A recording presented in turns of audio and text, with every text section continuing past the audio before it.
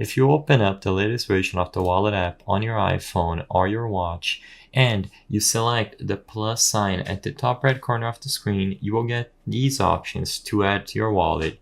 You will be able to apply for a new Apple Card, set up Apple Pay, add an Apple account, and finally add a debit or credit card, transit card, or a driver license or state ID. You will notice that nowhere to be seen is the option to add any sort of gift card. So, is there any menu that we can go to in order to add a gift card to your Apple Wallet? If you try to select credit or debit card and input the information, you will probably get an error telling you that it is an invalid card or that the credentials are not correct.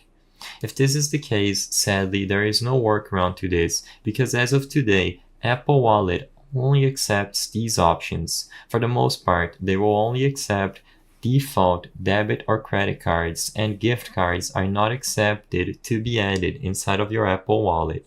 If you have a Visa gift card or a MasterCard gift card, for example, you can try to add it to your Apple Wallet, but if you get any sort of error, it's most likely that Apple Wallet does not accept the gift card that you have.